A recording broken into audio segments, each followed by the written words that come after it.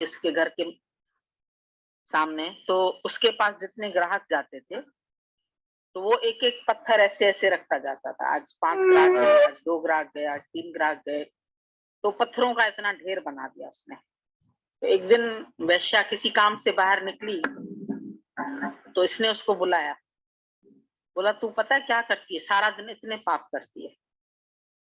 बोला कितने पाप करती हूँ, पूरा पत्थरों का ढेर उसको दिखा दिया। बोला तुम्हारे इतने पाप मैंने गिनती किए हैं, इतने पाप तुमने अपने जीवन में किए हैं।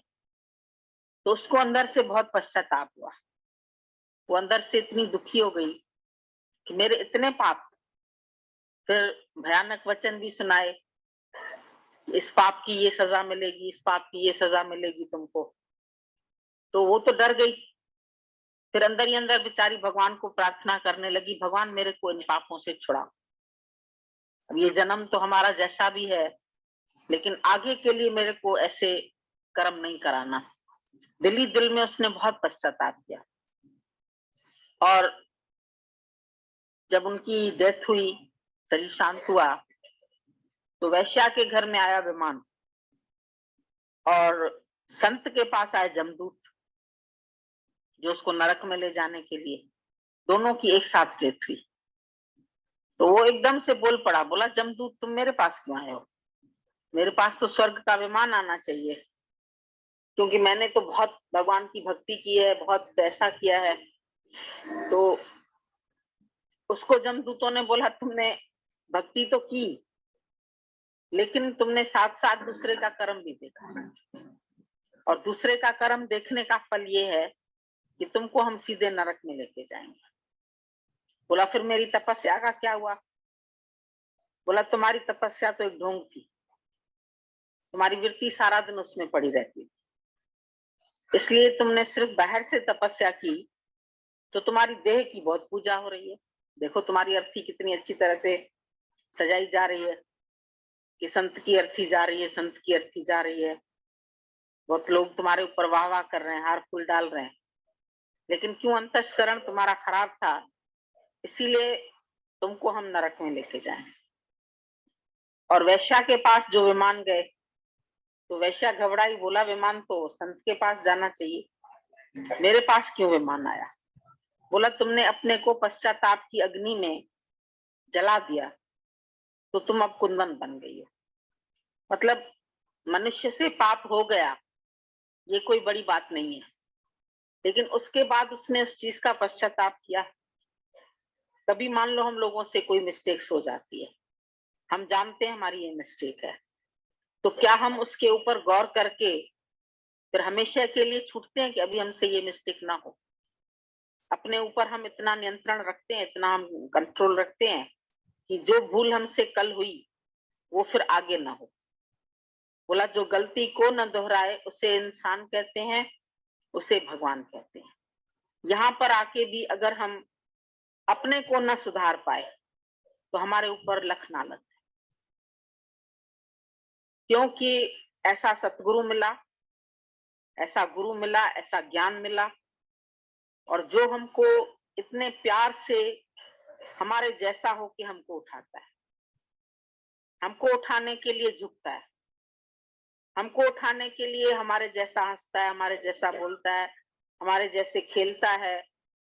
वो तो इतने ऊंचे पद पर है, लेकिन हमारे लिए वो नीचे अवतरित होता है, हमारे जैसा बन करके। जैसे कृष्ण आया तो जैरो अर्जुन तैरो कृष्ण, देखने में कोई अंतर नहीं है, उसको भी मुकुट है, वो भी राजा है, वो भी राजा है। कृष्ण भी मथुरा का राजा था, वो भी राजा था, लेकिन अपने भक्त के कारण उसने उसका रथ भी संभाला, युद्ध के मैदान में भी गया, तीरों का भी सामना किया। तो अपने भक्त की खातिर वो क्या नहीं करता है भगवान। और उसके बाद भी अगर भक्त नहीं सुधरे, नहीं अपने कर्मों को सही करे, और बार बार दूसरों के कर्म देखता रहे, दूसरों की मिस्टेक्स देखता रहे, सारा दिन जलन सड़न में अपना समय गंवाए, तो उससे फिर निराकार को उसका लेना पड़ता है रिवेंज। जैसे उस दिन भी हमने तुम्हें बताया कि जब वैश्या के पास ग्राहक आते थे, दूसरा दृष्टांत है, तो उसके पास जब बहुत सारे लोग आते थे, नाच गाना होता था और उधर कबीर था, तो कबीर के पास संत साधु संत मंडली आती थी, वो लोग अपना भजन कीर्तन करते थे। तो आपको मालूम है, माया वालों को तो भजन कीर्तन से बड़ी नफरत सी होती है। क्या भजन कीर्तन, डिस्को डांस होए तो चलो, एमडी क्लब में चलो, जरा शराब की पार्टी वार्टी होए, थोड़ी विस्की मिले, थोड़ा सोडा मिले, थोड़ा डांस होए, थोड़ा गाना होए, तो उसमें लोगों को बड़ा रस आता है। इधर ये संत बेचारे अपना सत्संग करते थे, तो वैश्या के जो ग्राहक आते थे उनको बड़ी बाधा पड़ती थी। उनको एक दिन गुस्सा आया, एक ने जली हुई सिगरेट उसके ऊपर डाल दी, कबीर के कुटिया के ऊपर। अब जब कबीर के कुटिया के ऊपर, वो तो तिनकों की बनी हुई थी, तो दाएं दाएं दाएं दाएं जलने लगी। जितनी साधु मंडली बैठी थी वो तो बाहर हो गई, लेकिन कबीर की झोपड़ी पूरी जल गई। लेकिन भगवान क्यों चुप रहता? भगवान ने फिर मजा किया, तेज हवा चला दी, तो झोपड़ी से जो तिनके निकले, वो शोले निकल के सारे वैश्या के महल को लगे, और धू धू धू धू करके उसका सारा महल जो था वो जलने लगा। वैश्या बड़ी चिल्लाई, क्योंकि भाई कबीर की झोपड़ी में तो ज्यादा कीमती सामान भी नहीं था, लेकिन वैश्या के पास तो बहुत अच्छी अच्छी चीजें थी, बहुत घर अच्छा था, जार लगे हुए थे, ये थे जैसे शाहूकारों के घर देखते हो, बढ़िया बढ़िया कारपेट बिछे हुए थे उसके पास। तो वो परेशान हो गई, मेरा तो सारा घर ही जल गया, बर्बाद हो गया। जाके कबीर से बोली, ये तुमने क्या किया? बोला, मैंने क्या किया? मैंने तो कुछ भी नहीं किया, मैं तो खड़ा हूं बाहर निकल के, मैंने थोड़ी तुम्हारा अहित चाहा। संत तो कभी किसी का अहित नहीं चाहते। लेकिन हंस दिया, बोला ये तो यार यार का झगड़ा, तुम्हारे यार ने जल के मेरी झोपड़ी जलाई, तो मेरे यार ने फिर तुम्हारा महल जला दिया, अब इसमें मैं क्या कर सकता हूँ? तो कई बार हम लोग ये बात भूल जाते हैं कि अगर हम किसी से बदला ले रहे हैं, तो आखिर उसके अंदर भी तो परमात्मा है। एक मारी ने, उसने बोला, बहेलिया किसी को मार रहा था, तो पक्षी ने बोला उसको, बोला मारी मुंह न मार, मेरे को मत मारो, मुंह में आई तू, मेरे में भी तो तू ही है, मता तुझे ही तोखे लगे, मैं भी तो तुम्हारा ही अंश हूं। एक परमात्मा के उससे सारी सृष्टि पैदा होगी। एको हम बहुश्याम, परमात्मा ही एक से अनेक रूप धारण करके आज हमारे सामने है। तो हम उस परमात्मा को न देख करके किसी व्यक्ति विशेष को देखते, और उस व्यक्ति से हम उसके कर्म देखते हैं, उसके दोष देखते हैं, उससे नफरत करते हैं, उससे वैर विरोध करते हैं, ईर्ष्या करते हैं। तो होता क्या है उससे? उसमें मनुष्य स्वयं जल जाता है, अपनी ही लगाई हुई आग में।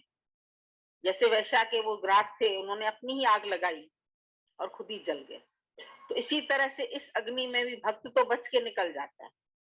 इतना बड़ा हिरण्यकश्यप का हम लोग के सामने मिसाल है कि उसने जब अपनी बहन को बोला, उसके पास एक लोई थी होलिका के पास, वो बहन के जब बैठती थी तो उसको आग का असर नहीं होता था, तो उसने बोला, ऐसे में अपने बेटे को कैसे आग लगाऊं?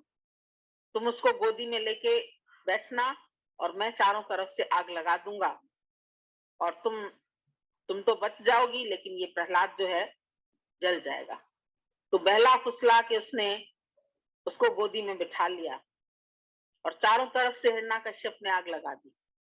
जब तो ये जल मरेगा ही, लेकिन जिसको राखे राम तो मारे कौन, और मारे ही राम तो फिर राखे कौन? जिसको ये विश्वास है वो तो कभी डरेगा नहीं।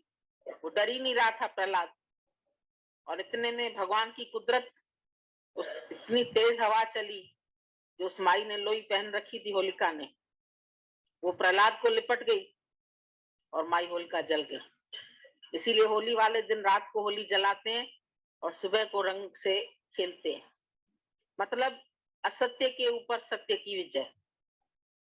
दिखने में ऐसे ही आता है कि असत्य बड़ा बलवान है। आजकल पिक्चर्स चलती हैं उसमें भी दिखाते हैं कि बदमाश लोग कितने मजबूत हैं। एक बेचारा हीरो सत्य पर चल रहा है और उसके साथ पूरी गैंग होती है बदमाशों की, हर तरह से मारने की कोशिश करते हैं, उसकी फैमिली को टॉर्चर करने की कोशिश करते हैं, उनको बंद करते हैं, बहुत सारी बातें करते हैं, लेकिन आखिरी में दिखाते हैं कि वो कितनी बुरी तरह से मरता है। कभी मगरमच्छ खाता है उसको, तो कभी कुछ होता है, तो कभी ऊपर से गिरता है, तो कभी पहाड़ से गिरता है। मतलब उसका अंत बुरा है। दिखने में तो पूरा समय वो छाया रहता है कि बस अब कोई खुराफात करने वाला है, अब कोई खुराफात करने वाला है। लेकिन कोई भी कैसा भी कर्म करता है, उसका रिजल्ट उसको क्या मिलता है, अंत क्या है उसका? अंत तो किसी का भी अच्छा नहीं ना। रावण का अंत अच्छा नहीं हुआ, कंस का अंत अच्छा नहीं हुआ, हिरण्यकश्यप का अंत अच्छा नहीं हुआ, और आजकल भी जो बाधक बनते हैं उनका भी अंत अच्छा नहीं होता है। वो बेचारे अपनी ईर्ष्या की आग में खुद ही जलते रहते हैं, खुद ही दुखी होते हैं, खुद ही परेशान रहते हैं, सोचते हैं हम इस तरीके से दूसरे को परेशान कर देंगे, लेकिन उस तरीके से वो पहले तो अपने को तंग करते हैं। क्रोधी आदमी पहले अपने को जलाता है, अंगीठी की तरह खुद जलता है, तब दूसरे को सेक मिलता है। अभी तुमको क्रोध करना हो तो पहले तुमको अंदर से कैसे आवेग आता है, ऐसे करके दांत भी भिज जाते हैं, मुठियां भी भिज जाती हैं, चिल्लाते हैं, और उससे गला भी चाहे तुम्हारा बैठ जाए, दिमाग की नसें तन जाती हैं, सिर में दर्द हो जाता है, और एक बार का किया हुआ क्रोध तुम्हारे 50 दिन के खाने का रस सुखा देता है। तुम्हारे अंदर इंद्रियों में ताकत नहीं रह जाती, तुम्हारे अंदर ब्लड की कमी हो जाती है। आजकल तो हम देखते हैं छोटी छोटी लड़कियां, हाथ पैर ठंडे। भाई तुम्हारे हाथ पैर क्यों ठंडे? एनेमिक है, खून की कमी है। क्यों है खून की कमी? क्यों तुम्हारे शरीर से गर्मी चली गई? क्योंकि तुम अपने मन को सही नहीं रखते। तुम्हारा मन विषय विकारी है, अंदर से क्या क्या सोचता रहता है, कहाँ कहाँ अटकता रहता है, या तो किसी से ईर्ष्या करता है, या तो किसी से जलन करता है, या तो क्रोध करता है, या तो वैर विरोध करता है, खुश नहीं रहता। प्रसन्न चित्त व्यक्ति को मैं शीघ्र मिलता हूँ। प्रसन्न चित्त माना आनंद में, आनंद तो भगवान का स्वरूप है, मिल जाता है। लेकिन जो प्रसन्न नहीं रहता, जो हर समय अपने को तंग करता रहता है, तुम दुश्मनी किसी और से नहीं करते हो, सारी दुश्मनी तुम्हारी अपने से। जो तुम दोष दूसरे में देखते हैं वो दोष तुम्हारे अंदर आ जाता है, जो तुम किसी के ऊपर हंसते हैं वो हंसी तुम्हारी उड़ाई जाती है।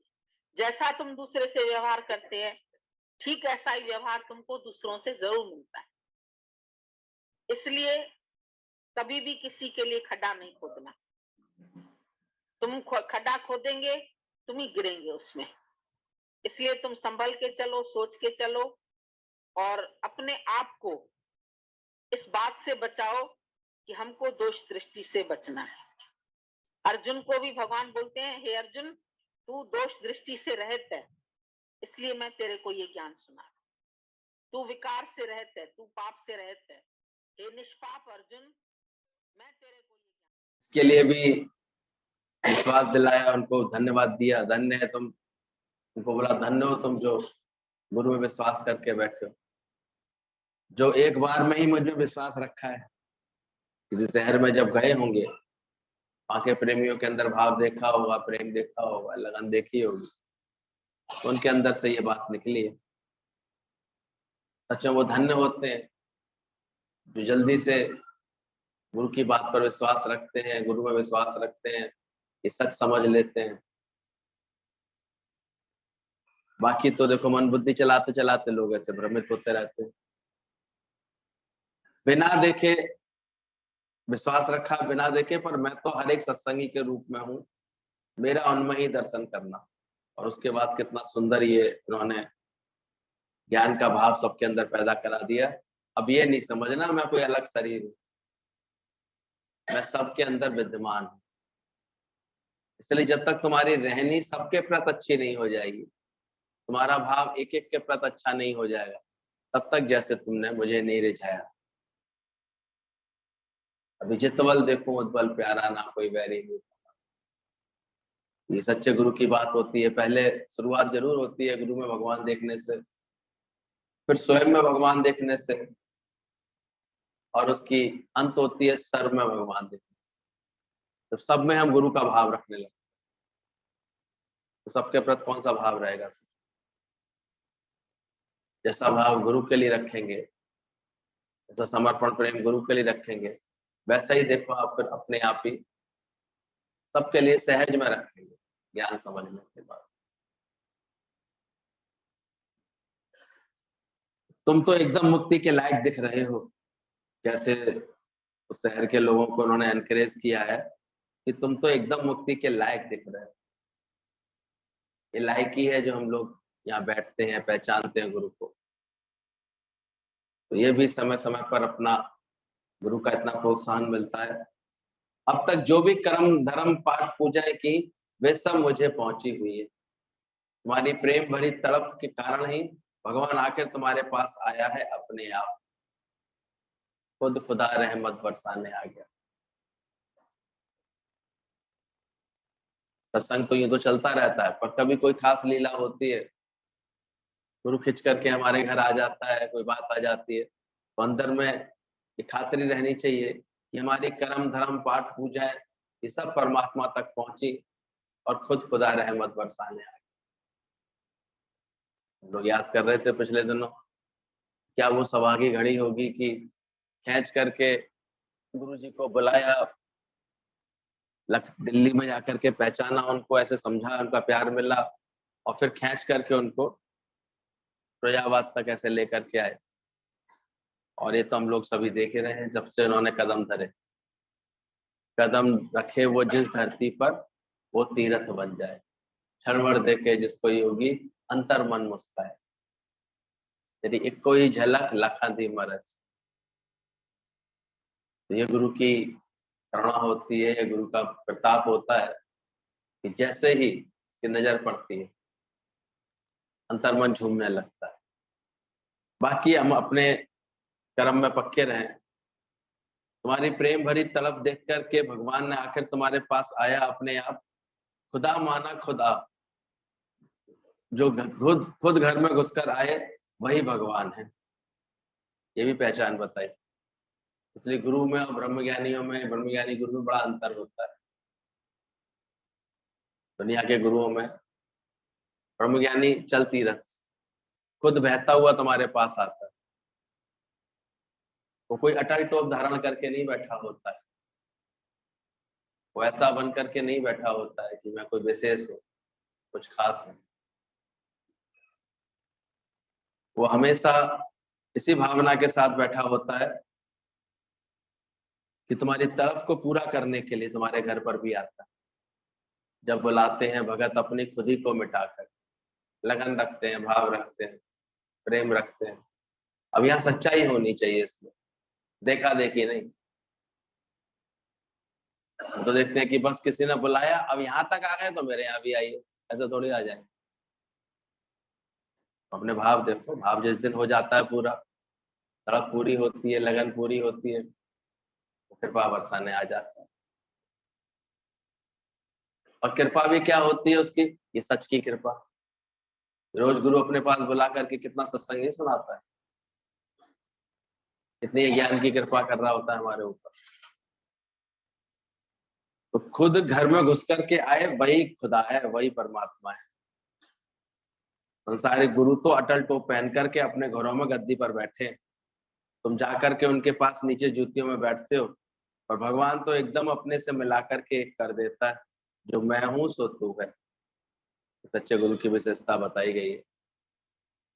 दुनिया में तो अटल टोपधारी गुरु लोग हैं, कोई मतलब नहीं होता। और जब सच्ची भक्ति आ जाती है हमारे जीवन में, तो गुरु हमारे लिए इतना साकार हो जाता है, तो सरल हो जाता है। खुद खींचे आता है या तुमको खींच लेता है, जो जो पावरफुल हो जाए मैग्नेट। रोज रोज सत्संग में देखो कौन बुला लेता है। कोई ऐसा थोड़ी कि किसी एक दिन बस गुरु महाराज ने दर्शन दे दिए, उसके बाद कोई मतलब ही नहीं। यहाँ तो रोज की गुरु को चिंता होती है। सत्संग का कोई नियम है? कोई अभ्यास है सत्संग का? कोई अंदर में तुमने क्या पक्का किया?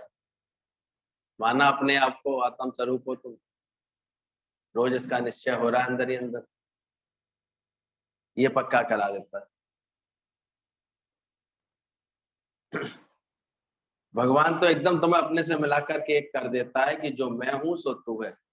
कहते हैं वह तड़प भी झूठी तड़प है जो तड़पने से साजन ना मिले। हम कहें तो सही कि हम तड़प रहे हैं, गुरु तुम्हारी तड़प रहे हैं, और खींच पाए नहीं गुरु को, ऐसे लक्षण ऐसे ना हो तो वो झूठी हो जाती है तड़प। सच्ची होगी तो आप देखो, या तो एसी करंट बंद करके खुद खींचे चले आएंगे गुरु के पास, या डीसी करंट बंद करके उसको अपने पास खींच लेंगे अच्छे से। ये खेल चलता रहता है आज जुगात से, और हम लोग का सत्संग इतनी सरलता से इसलिए चलता है। जब बुलाते हैं भगत अपनी खुदी को मिटाकर, तो फिर भगवान से इनकार नहीं, देखना कैसे वो साकार नहीं। आज भी आऊं मैं, कल भी मैं आऊं, वो अपने आप ही खुद खुदा रहमत बरसाने वो लगे आता है। पर अंदर सच्चाई हो, अंदर से ऐसी भक्ति हो, ऐसा भाव समर्पण हो अंदर से। बोला जिसने कान लगा करके ध्यान से गुरु का ज्ञान सुना है, उसने पढ़कर पूरे कर लिए हैं शास्त्र सभी। अचानक ही साजन आकर के सामने खड़ा हो गया, बुला करके कहा आकर के रंग कर रच जाओ। ऐसी क्रिया जिसको फील होती है, जो अच्छे से गुरु के का ध्यान में रहता है, ज्ञान के अभ्यास में रहता है, सारा शास्त्र अच्छे से पढ़ लेता है, तो खुद बोला गया है कि कैसे खुद आकर के सामने खड़ा हो जाता है। अब बस ये देखना है कि जब साजन खुद सामने आ जाए, उस वक्त भी साजन का लेटर पड़ेगी या उसका वेलकम करेगी, क्या करेगी, ये अकल देखनी है। अकल कैसे, सामने साकार गुरु आ जाए तो हमें कौन से भाव रखने हैं, कौन से विचार रखने हैं, कैसे उसको अपनाना है, ये देखना चाहिए। अचानक ही साजन सामने खड़ा हो गया, बुला करके क्या आकर के रंग कर रच जाओ, ऐसा महसूस होता है। गुरु खुद चल करके, खुद खुदा बन करके हमारे यहाँ आता है, ये प्रेम देता है हमारे जीवन। किसी सच्चे ने समझी ये बात, उसकी अटपटी अगम की, और ये लीला, ये अंदरूनी बात कोई सच्चा व्यक्ति समझ पाता है, ऊपरी भाव वाले नहीं। तो सच्चे सच्चाई से ऐसा लगता है कि आज मैं इतनी तड़प रही, जब हम कहीं गए तो अचानक ही सामने बैठे बैठे उसको आंसू आ रहे थे। क्या हुआ तुमको, ऐसे आंसू क्यों आ रहे हैं? बिल्कुल नई प्रेमी थी, हम भी पहली बार मिले थे उससे। बोले तुमको ऐसे रुलाई क्यों आ रही? बोले पता नहीं क्यों। मुझे आज पूरी तरह से सच्चे गुरु का विश्वास हो रहा है, लेकिन ऐसी क्या बात हो रही, बताओ जरा अपना अनुभव। कहती है मेरे पहले जो गुरु थे, मैं जाती थी उनके पास, भाव रखती थी।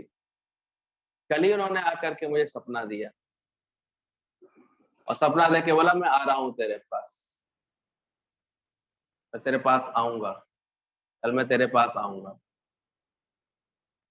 बहुत थोड़े दिनों सत्संग से भी जुड़ी हुई है, उसको भाव ऐसा था, प्रेम था अंदर से। बोले आज देखो वो चल करके आ गए। मैंने कहा बिल्कुल सत्य, गुरु तत्व कभी अलग नहीं होता है। अब वो किस रूप में प्यार देना दे रहा है, वो तुमको कैसे आकर के भगवान खड़ा हो जाता है, तुम खुद पहचानो। अपना मूल पहचान समझ मन दर्शन। तो भाव में इतना मन भर गया उसका, प्रेम में पहचान लिया अंदर से, समझ गई। बोले अब समझ में आया है कि ये सत्संग मुझे कौन सी शांति दे रहा है, कैसे अंदर वाले को बदल रहा है मेरे। ये भी ध्यान रखना, कहाँ से परमात्मा कैसे कार्य कराता है, खुद खुदा रहमत बरसाने। जिस मिलिए मोय मन होए आनंद, सोई सतगुरु कही। ये पहचान बताई, इसके मिलने से मन में मन बजे बधाई, बधाई बजे।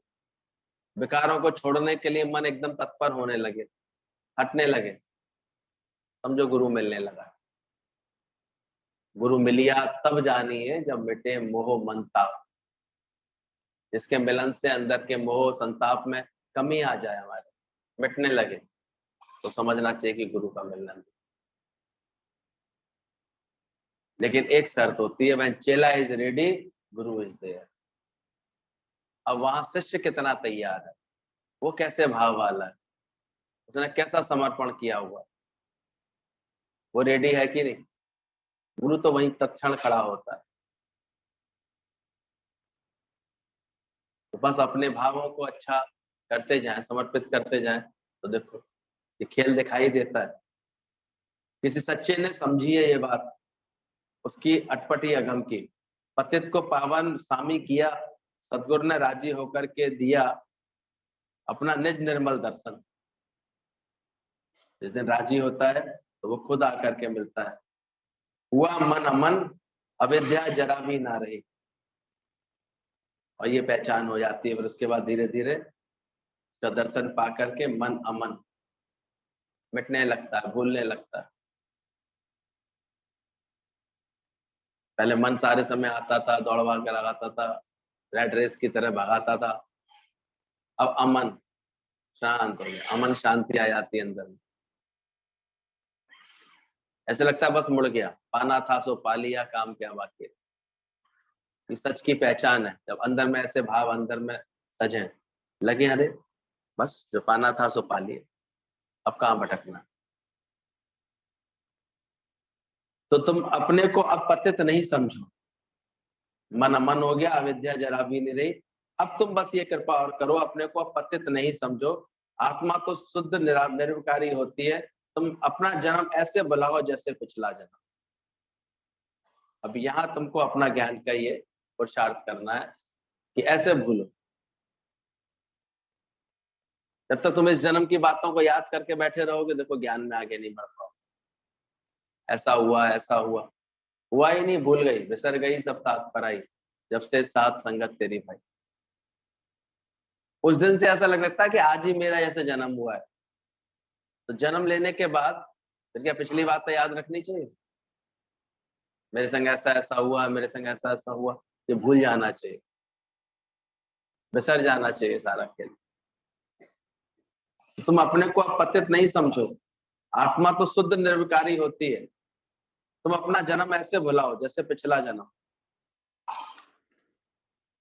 पिछले जन्म के पाप कर्म याद है, इस जन्म के भी ऐसे भुला दो। क्या पिछले जन्म के तुम्हें कोई कर्म याद है, कोई बातें याद है क्या पिछले जन्म की? रहती है किसी को याद? क्योंकि नया जन्म हो गया, हट गया पिछला जन्म। तो यही गुरु जी कह रहे हैं कि पिछले जन्म की बातों को जैसे भुला देते हो, ऐसे ही गुरु मिलने के बाद, ये एक्सीडेंट है, एक्सीडेंट के बाद याददाश्त चली जाती है। तो गुरु जी कहते थे ऐसे तुम्हारी याददाश्त अभी तक गई नहीं है क्या, तुमने भुलाया नहीं, जो अभी भी पिछली बातें करते दिखाई दे रहे हो, पिछले दुखों को पालते दिखाई दे रहे हो। सच्चे गुरु की पहचान है वो ऐसा हमारा परमात्मा से एक्सीडेंट करा देता है कि पिछली माया की सारी बातें बेमानी हो जाती है, भूल जाती है। क्या करेगा याद करके ये जमाना, भूल, मेरे संग ऐसा किया, मेरे संग ऐसा किया, ये सब बातें तुमको ज्ञान में कहाँ बढ़नी। तो भुलाते जाओ, इस जन्म में भी के भी ऐसे भुला दो, इस जन्म के भी कर्म ऐसे भुला दो। एक बार भगवान को अपना मन बेचो, सब पाप पुण्य भेंट करके फिर भुला दो। इसे बोला जब उत्तम शिष्य होता है ना, तो स्मरण मात्र से वो गुरु से ताकत ले लेता है।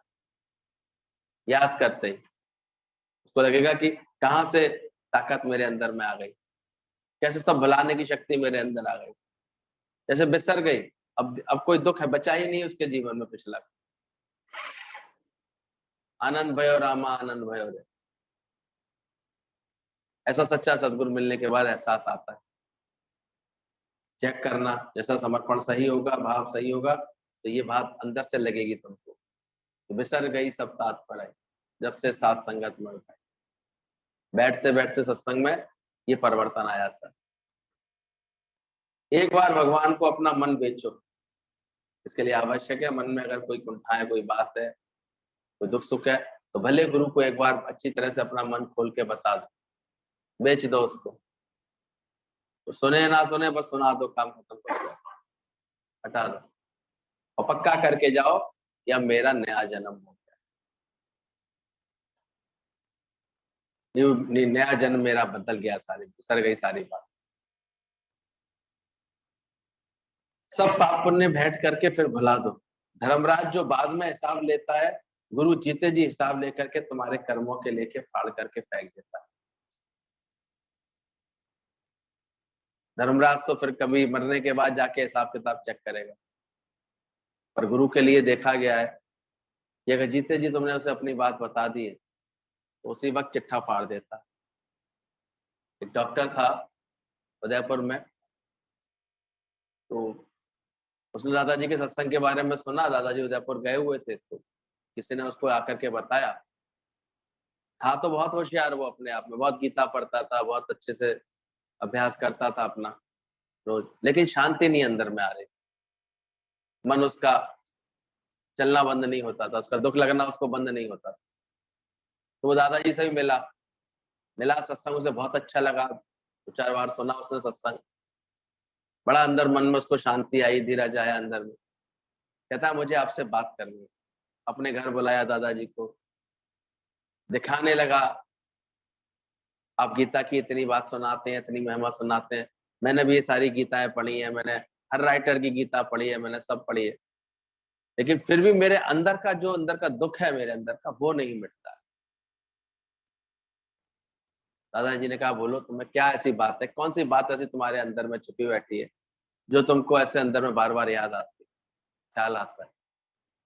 बोले आज तक मैंने किसी को नहीं बताई, पर पता नहीं मेरा मन कर रहा है मैं आपको सारी बात सच्चाई से बता दूं, जो बात मेरे अंदर आ गई। बोले हाँ जरूर बताओ, मैं आया ही इसीलिए। और उसने अपनी सारी बात बताई कि जब मैं सरकारी डॉक्टर था तो उस समय एक धन कमाने के लालच में ऐसा मैं लगा रहता था कि जितनी सरकारी दवाइयां होती थी वो तो चुपचाप मैं पिछले दरवाजे से सब सेल कर देता था, सब कंपनियों को पैसे ले लेता था, उनसे वापस करता था, मार्केट में बिकवा देता था, और उसकी एक नकली दवाइयों के सैंपल ला करके दवाई ला करके रख दिया करता था। और फिर परिणाम ये होता था कि कुछ तो इलाज करते करते अपने आप ही ठीक हो जाते थे, कुछ जब ठीक नहीं होते थे तो फिर उनको बाहर दूसरे शहरों में भेज दिया करता था, रेफर कर देता था। ऐसे बच गए तो ठीक, नहीं तो फिर कुछ मर जाते थे, फिर वो हाय हाय करते थे। कभी कभी फिर ऐसे भी केस होते थे, केस बिगड़ते थे, दवाइयां ठीक नहीं होती थी, तो वो हाय हाय करते थे।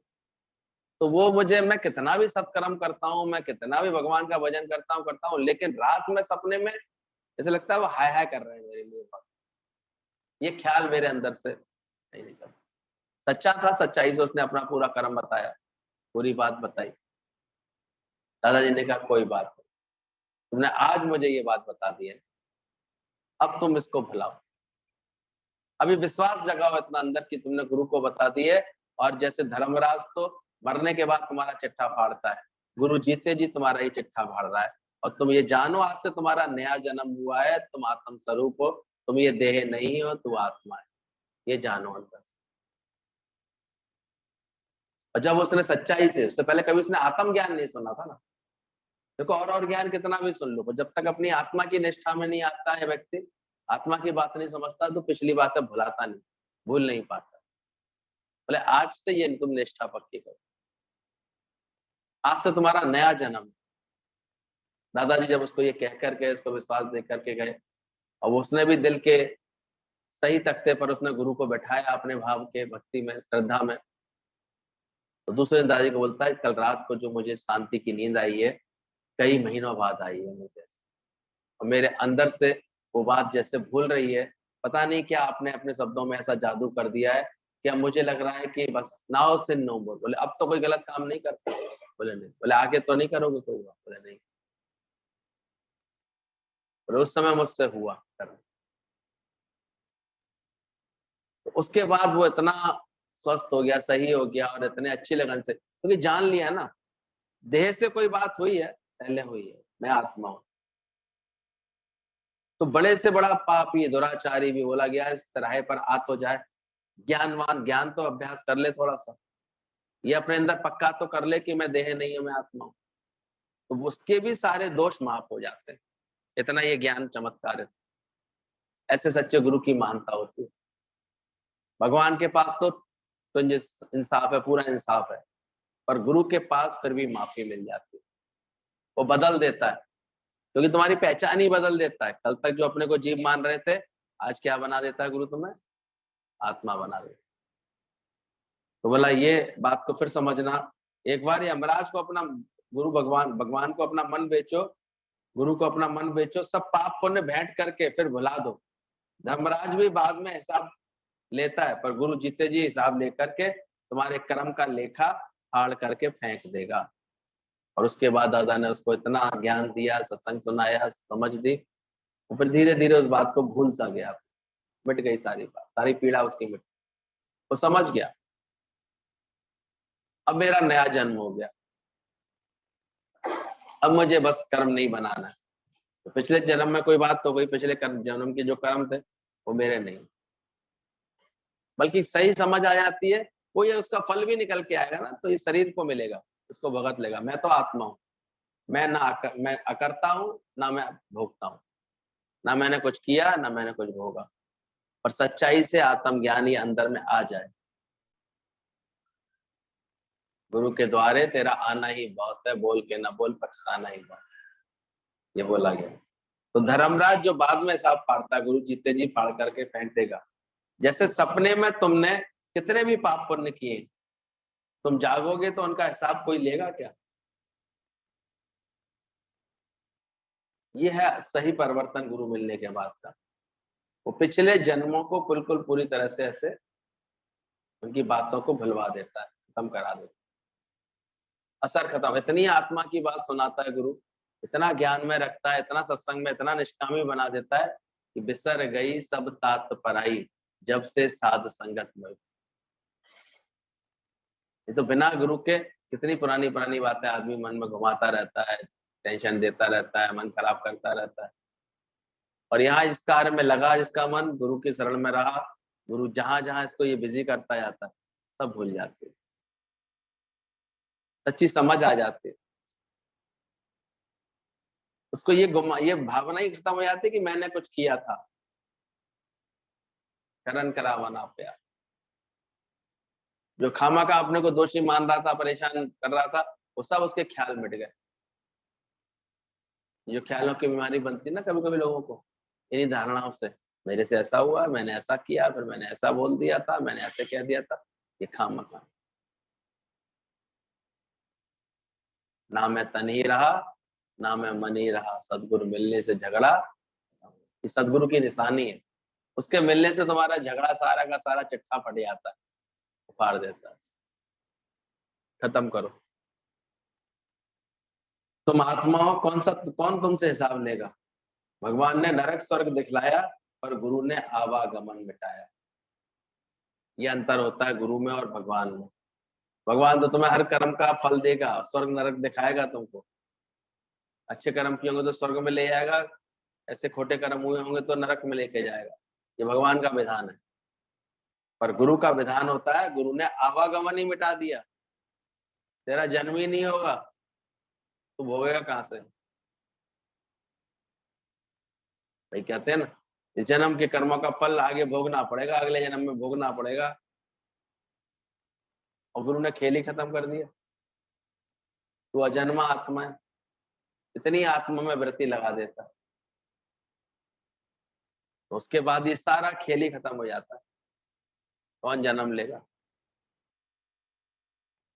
ऐसी मुक्ति क्या ज्ञान गुरु सुनाता है। इसलिए गुरु की महिमा ईश्वर से भी बड़ी बोली गई। तो सीधे सी अभी अभी तुम्हारा सारा चिट्ठा फाड़ देता, पकड़ लेता सीधे, इतना तुम्हें आत्मा में टिका देता। तो भगवान ने तो नरक स्वर्ग दिखलाया, पर गुरु ने आवागमन मिटाया। गुरु ने तुम्हारा आना जाना ही मिटा दिया, तो दूसरा जन्म भी तुम्हारा नहीं होगा, तो हिसाब कौन देगा? मैं ना मरबो मरबो, मरोगे ही नहीं तो जन्म कहां से लोगे? जब इतनी अजन्मर आत्मा में तुम्हारी वृत्ति आ जाएगी तो मरोगे? One day this body will leave me, बस एक दिन ये क्रिया होगी, शरीर छूट जाएगा, पर मैं रहूंगा, मैं आनंद स्वरूप। ऐसी समझ के साथ ही ज्ञानवान के हर वक्त ऐसे ठाके निकलते, मेरा तो नाश है ही नहीं, मैं तो सदैव रहता हूँ। गुरु ने तुम्हारा आना जाना ही मिटा दिया, फिर दूसरा जन्म भी तुम्हारा नहीं होगा, तो हिसाब कौन देगा? बस दिल का हिलना ही पाप है। यदि तुमने माना कि मैंने पाप किया है तो जरूर उसका फल मिलेगा। गुरु जी कहते थे तुमने अगर कोर्ट में जाकर के कबूल कर लिया कि मैंने ये किया है तो फल तो फिर उसका दंड तो निश्चित होगा, मिलेगा ही मिलेगा। जो होशियार होता है वो चुप रहता है, वो नहीं कबूल करता। हाँ, फिर अच्छा वकील मिल जाता है तो उसका केस लड़ करके उसको जिता के ले जाता है। तो गुरु है वो ऐसा वकील। वो कहता है किसकी बात कर रहे हैं, ये तो वो मिस्टर है ही नहीं, ये तो आत्माराम है, ये वो है ही नहीं, ये किसकी बात कर रहे हैं। यानी उसके अंतर मन को इतना गुरु ज्ञान से मजबूत कर देता है, अगर शरीर पर कोई कर्म का हिसाब किताब आता भी है तो उससे भी वो इससे अनजान रहता है, बेफिक्र रहता है। इस हाय हाय में नहीं आता, हाय मुझे भोगना पड़ रहा है, हाय उसका खेल है, खेल था, खेल डाला ऐसी चांस। ये दुख सुख लगने की जो भाव आते थे अंदर में अज्ञान के कारण, वो सब खत्म करा देता है। बिसर गई सब तात पराई, जब से साध संगत मोह है। ये गुरु की पहचान है।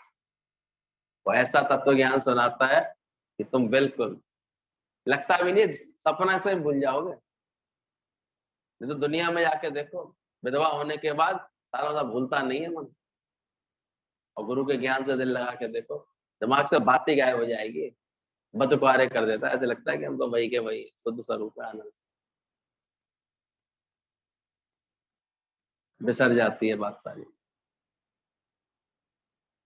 तो यहाँ आंसू पहुंचे नहीं गुरु ने, परमानेंट सुखा दिए, ऐसा सच सुना देता है।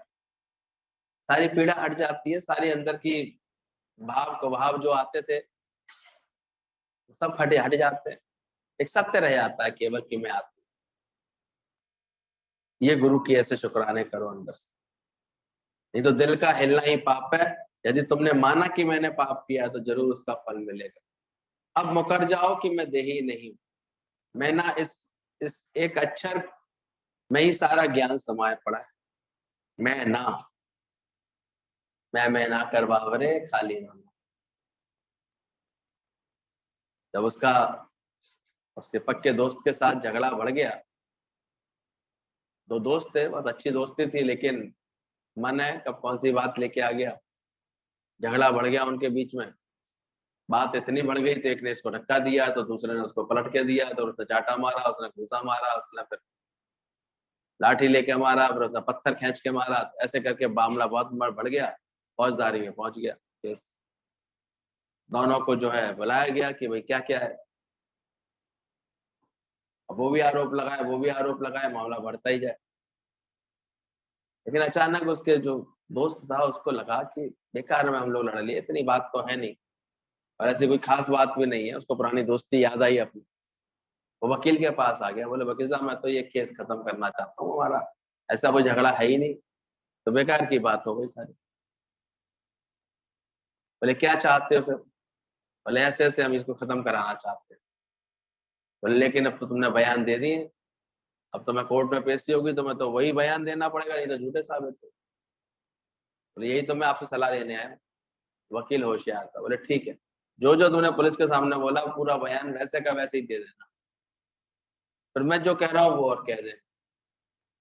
अब वो गया जज के सामने, सारी बात बता रहा, ऐसे हुआ, फिर इसने पहले गाली दी थी, फिर मैंने ऐसे बोला था, फिर इसने मुझे धक्का दिया, फिर मैंने धक्का दिया, फिर ऐसे डांटा मारा, फिर घूसा मारा, फिर पत्थर चला, ऐसे लाठी चली, ऐसे करके सब बता दिया, पूरा झगड़ा पूरा बता दिया। और फिर एक बात बोल दी, वकील ने सिखा दी थी। फिर जज साहब ना मेरी आंख खुल गई। सब बोले क्या मतलब, ये झगड़ा क्या तुम्हारे सपने का है? बोले और क्या? बोले भागो यहाँ से, सपने के झगड़े, सपने की बात में कोई केस नहीं चलता, चलो चलो भागो यहाँ से, बेकार। छूट गए वो ऐसे। तो गुरु वकील भी ऐसी युक्तियां देता है हमको। इतनी जगत की बातें जो हम प्रपंच इतना याद कर करके दुखी सुखी होते थे, उलझते थे, बातें करते थे, एक झटके से लास्ट में गुरुजी एक बात कहलवा देते थे और फिर मैं जाग गया। तो सो रहे थे तभी तो सत्य समझ रहे थे, तभी तो झगड़े थे सारे। और अब क्या कर दिया गुरु ने? जगा दिया। तो सच्चा गुरु यही काम करता है कि वो जगा देता है वो सबको। तो जैसे सपने का ऊपर सपने पर कोई मुकदमा नहीं चलता, कोई केस नहीं बनता, तो बोले ऐसे ही यदि तुमने माना कि मैंने पाप किया तो जरूर फल मिलेगा, और मुकर जाओ तो मैं ही नहीं हूं। मैं ना इस एक अक्षर से सारा ज्ञान समाया पड़ा है, मैं ये शरीर नहीं हूं।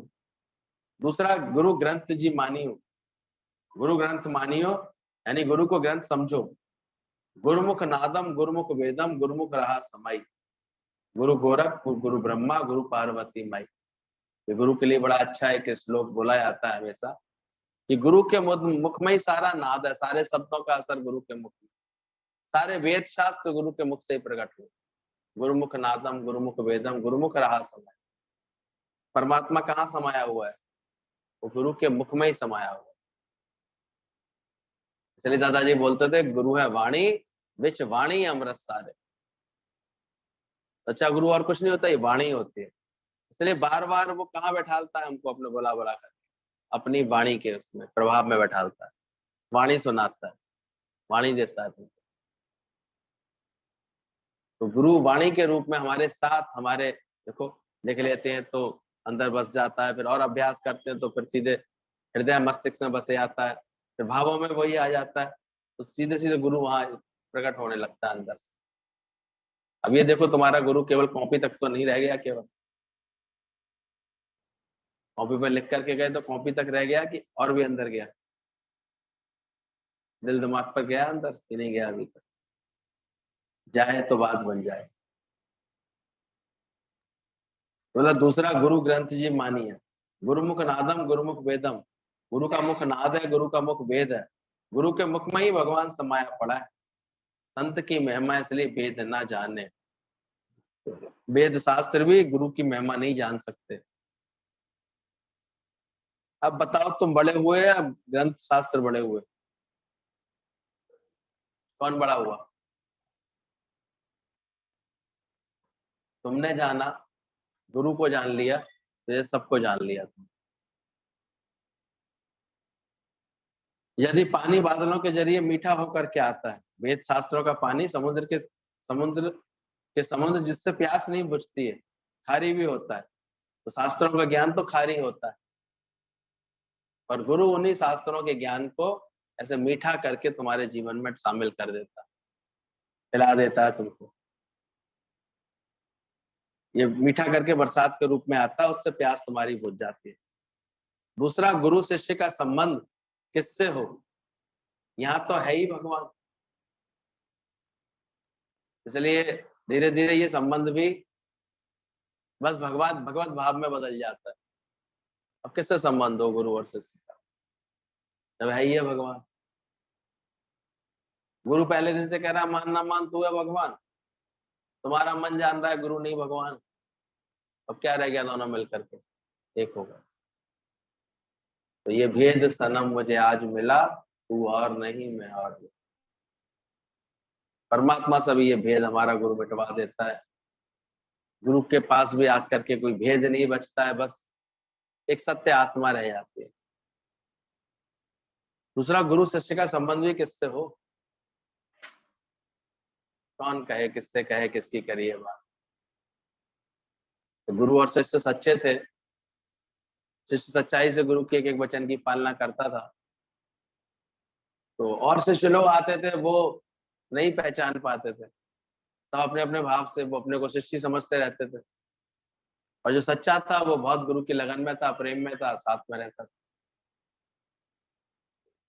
तो सबने कहा गुरुजी कुछ ऐसा करिए तो आपकी जीवनी के बारे में पता लग जाए, एक पुस्तक लिख लीजिए जीवनी के लिए। तो जो प्रेम रखता था शिष्य, उसने गुरु के लिए जीवनी लिखी। ठीक है, निश्चय भी हो गया कि गुरु पूर्णिमा के दिन ही ये पुस्तक सबको मिलेगी। सब बड़े खुश थे, इस बार गुरु पूर्णिमा पर हमें गुरु की पूरी जीवनी की पुस्तक मिलेगी, गुरु के पूरे अनुभव मिलेंगे, ऐसे मिलेंगे। खुश हो के आए, पुस्तक का विमोचन भी हो गया, लेकिन वो दोनों गुरु और शिष्य हंस रहे थे, काका मार के हंसने लगे। किसी ने पूछा आप हंस क्यों रहे हैं? आप भी हंस रहे हैं, आपका ये शिष्य भी हंस रहा है। जो विमोचन करने आए थे बड़े अतिथि, बोले हमें इसलिए तो हंसी आ रही है कि लोगों ने समझा पुस्तकों में ज्ञान, तो ये शास्त्र पढ़ करके सुधर जाएंगे, सुधर लेंगे, समझ लेंगे बात, नहीं समझ पाएंगे। शास्त्र तो पहले ही बहुत बने रखे हैं, इससे थोड़ी मिलता है।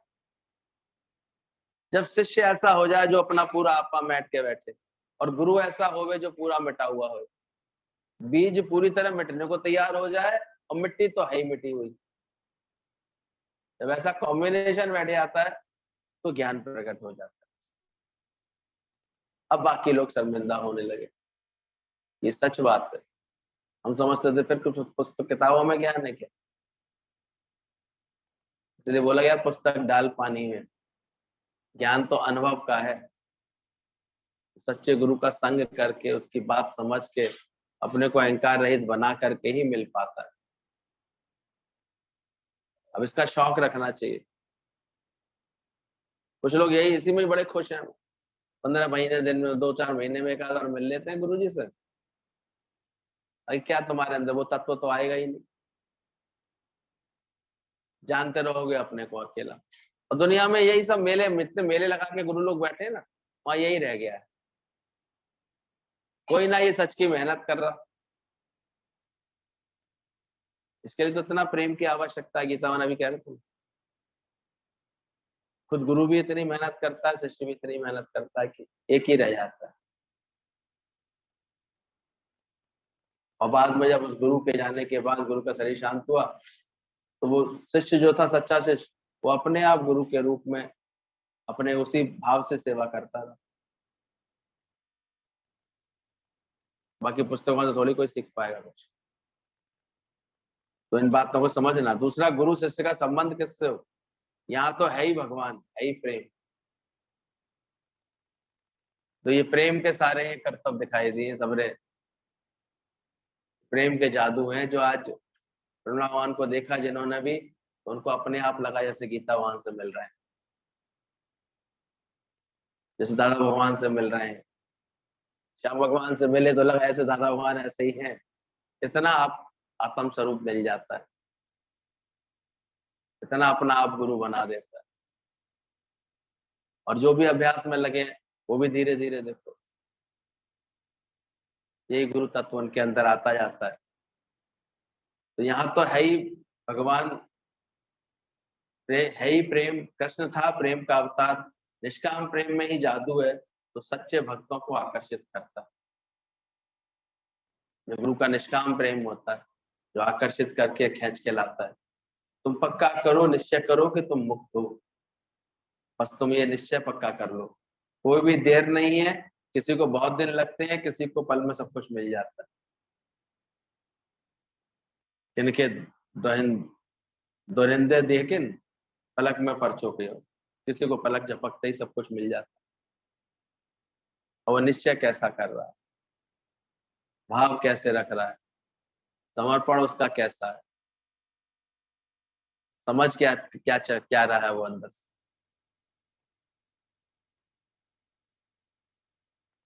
इसलिए कल बात चली थी ना कि एक तो विश्वास होता है और एक पूर्ण विश्वास होता है। पूर्ण विश्वास किसी बिरले को होता है, फिर मन नहीं चलता। उसने चल के दिखाया ना, एक इमारत से दूसरी इमारत पर वो रस्सी बांध करके स्टंट कर रहा था। वो चल के जा रहा था, जाते जाते उसने अपना बच्चा जो है अपने कंधे में बैठा रखा था, और 3 मंजिल ऊपर ऐसे वो चल रहा था, रस्से पर चल रहा था, और इस मंजिल से दूसरी इमारत पे पहुंच रहा था। सब नीचे मजमा लगा के खड़े हो गए, बड़ा सब उसको शोर मचा मचा करके ऐसे उसकी तारीफ कर रहे थे, अरे देखो कितनी बड़ी बात कर रहा है, कैसे कर रहा है, तालियां बजा रहे थे। धीरे धीरे चलते चलते वो पल पार पहुंच गए, सबने बहुत तालियां बजाई। उतर के नीचे आया, सबने तारीफ करने, अरे तुमने कमाल कर दिया, तुमने तो ऐसा काम कर दिया। कितना? बोले आपको विश्वास था मैं पहुंच जाऊंगा? अरे हमें विश्वास था। बोले आपको अब विश्वास है कि मैं दोबारा भी ऐसे पहुंच जाऊंगा? बोले अरे बिल्कुल पक्के हो तुम तो, बिल्कुल ऐसे, बहुत अच्छी प्रैक्टिस है, तुम पहुंच जाओगे। बोले पक्का विश्वास है आप लोगों को मैं पहुंच जाऊंगा? सभी ने बोले हाँ पक्का विश्वास है। तो लाओ कौन अपना बच्चा दे रहा है, मैं फिर से ट्राई करता हूँ। अब सब एकदम से चुप रहेगा। और अभी कह रहे हो ना विश्वास है, विश्वास है तो लाओ अपना बच्चा। तो फिर से ट्राई करता हूँ। कहाँ गया विश्वास? तो ऐसा ही विश्वास होता है गुरु के ऊपर ज्ञान। कहते रहते हैं बड़ा विश्वास है, बड़ा विश्वास है, पर पूर्ण विश्वास है? पूरा समर्पण होता है गुरु के लिए? जिस दिन हो जाता है उस दिन बात बन जाती है। जिसको भरोसा हो गया बेड़ा ही पार। सच्चे गुरु की बहुत कृपा होती है। अब किसी को पल में भी निश्चय करा देता है वो ये, और किसी को फिर महीनों लग जाता है। वो कितना निश्चय करके बैठा है। गुरु तो मिलता है तो पहले ही क्षण से वो अपना कार्य शुरू कर देता है। एक झलक ही उसकी काफी होती है सच समझने के लिए, ऐसा होने के लिए। इसलिए बोला गया जो उत्तम शिष्य होते हैं वो स्मरण मात्र से ताकत प्राप्त कर लेता है, और मध्यम शिष्य उनके दर्शन करके ताकत प्राप्त करता है, और निकृष्ट शिष्य तो फिर प्रश्नोत्तर करके अपनी शंका का समाधान करके ताकत प्राप्त करता है।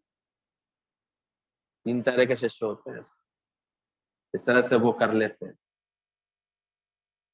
इसलिए जब आज्ञा पालन का शौक दृढ़ होता है अंदर से, गुरु में दृढ़ विश्वास होता है, और प्रेम के अश्रु होते हैं, यानी भाव, हर वक्त वो भाव में भीगा रहता है। गुरु मेरा राखा साईं मेरा राखा, ऐसे जानता है अंदर से, तो वहां पर ये खेल बन जाता है अच्छे से। अब उसका आश्रय ही केवल गुरु रह जाता है। जैसे गीता भगवान के लिए बुलाया था प्रणव भगवान के लिए कि जब गुरु जी मिले, गीता भगवान उनको मिले और प्रेम की लगन बढ़ी, तो फिर और कहीं मन उसके बाद गया नहीं। जब ऐसा भाव आने लगता है गुरु मिलने के बाद, अब मन कहीं नहीं गया उनका। जैसे जैसे गुरु चलाते रहे, गीता भगवान जैसे ढालते रहे वैसे ढालते गए। अपनी कोई मन मर्जी नहीं रह गई, कोई जगत नहीं रह गया अंदर, सब भुला दिया। कोई रिश्ता होता है, कोई बातें होती हैं, कोई ख्याल, सब हटा दिया। तुम इतना गुरु के बनो तो सही। आए थे ज्ञान समझने के लिए, क्या ब्रह्म ज्ञान समझने का मतलब क्या? कि हमारा मन ऐसा बना ज्ञान का, गुरु का हुआ। बिसर गई सब तात पर आई, जब से साथ संगत मेरे भाई। किस किस की बिसर गई है सारी तात पर आई? सुख लगने, बातें लगनी, शब्द लगने, कोई भूलने को तैयार हो रहा है?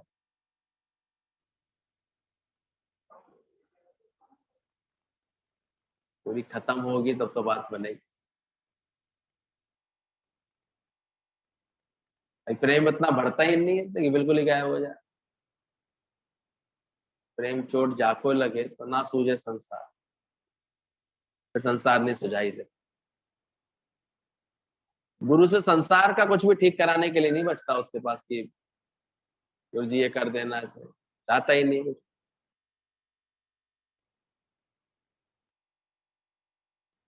तो अपने आप ही सच में भीग जाता है एक बार से।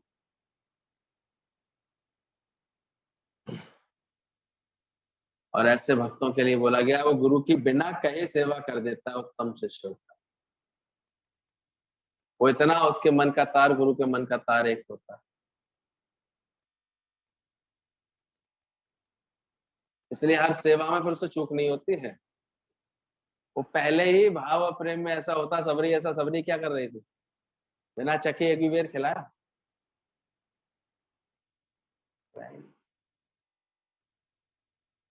युक्ति से आके चख लेता है, इसके अंदर भाव होता है ना, प्रेम होता है।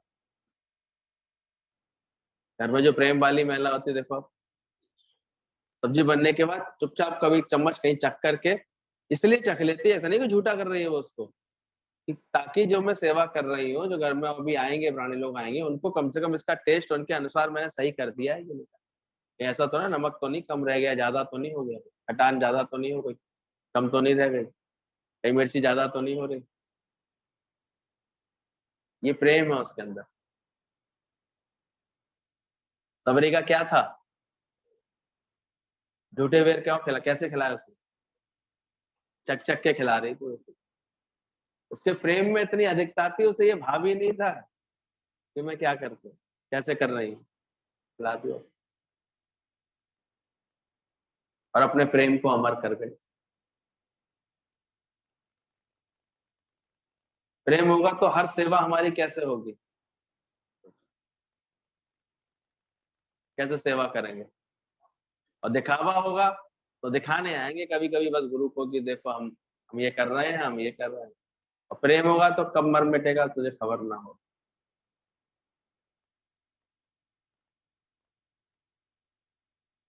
तो कभी भीड़ देख करके हम उसमें मत रहना किसी मुगालते हैं।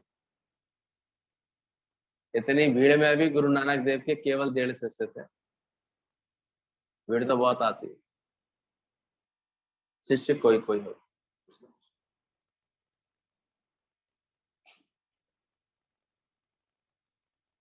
गुरु का तो दावा है कि करे आप सम्मान, पर ऐसे जब बन जाते हैं शिष्य भी तो हो जाता है। ज्ञान तो बहुत लोग सुनते हैं, कोई किया संकल्प किसने किया ऐसा वैसा ही कार्य करूं गीतावन जैसा, उनसे भी अच्छा कार्य करके दिखाया, फिर उनसे भी ज्यादा लोगों को प्रेम पहुंचाया। या आज हम लोग इतने हरे भरे बैठे हैं, किसकी बदौलत बैठे। फूटी कौड़ी के ऊपर क्या लगा दिया गुरु ने, डायमंड लगा दिया। ये सुना सुना के सत्संग कुछ चाहिए, कोई डिमांड है, सारी डिमांड खत्म करा दी अंदर। तो क्या लग गया, डायमंड लग, फिर माणिक लगा दिया उसके चारों तरफ पूरी लाइन में, अच्छी सी कौड़ी में माणिक लगा दिया। मद नहीं, मोह नहीं, किसी बात का अहंकार नहीं गुरु रहने देता हमारे जीवन में, कोई मोह नहीं रहने देता किसी से भी। व्यर्थ में बैठे बैठे अभी तो फलाने की याद सताई आती है, ये दुख करे आता है, ये बात लगी आती है, बच्चों का क्या होगा आगे। तो तुमने अभी गुरु के लायक बने नहीं, माणिक लगा ही नहीं तुमने। माणिक लग जाएगा तो फिर मोह नहीं, निर्मोह निरासक बन जाएगा उसका चित्त। और मत नहीं होगा कोई उसके जीवन में। और फिर उसके आगे की एक लाइन लगी आएगी, ग्रीन पन्ना की, और सुंदर तिरंगा बनता है जब ऐसा लगता है। तो तीसरा होता है पन्ना, यानी कि हरा भरा। अब उसके आचरण, उसका जीवन सारे समय कैसे रहेगा, आनंद से भरा हुआ, खुशियों से भरा हुआ, प्रेम से भरा हुआ, उमंग से भरा हुआ, तो हरा भरा होगा वो। अब उस फूटी कौड़ी को फेंक दोगे जिसमें पन्ने हीरे और फूल लग गए होंगे, कितनी कीमत उसकी पड़ेगी, कितने संभाल के रखोगे। तो शरीर वैसे तो फूटी कौड़ी था, पर ये सब करामात किसने कर दी, जो उसकी कीमत बढ़ गई। कैसे बढ़ी, तुम भी लगाओ अपने अंदर, ये गुरु लगा देता है अंदर से। शुक्राने करना सच्चे गुरु के हमेशा, जो ऐसी बातें सुनने को भी मिल रही है आज के जमाने में, नहीं तो नहीं मिलती। हाँ, कोई सुनाता, कथा कर लो, पूजा कर लो, या धूप बत्ती चढ़ा लो, फूल चढ़ा लो, लोटा पानी डाला हो गई पूजा भगवान की। पर ये सच्ची समझ, पूजा माने पाजा, क्या ईश्वरी तत्व को तुमने भीतर पाया, या अपने जीवन को ऐसा निर्लिप न्यारा निरासक्त बनाया कि समझ गुरु से। और बढ़ो आगे, और अंदर से लगन सच्ची करो, तो देखोगे फिर धीरे धीरे सब छूट जाए। बड़ी महिमा है गुरु की।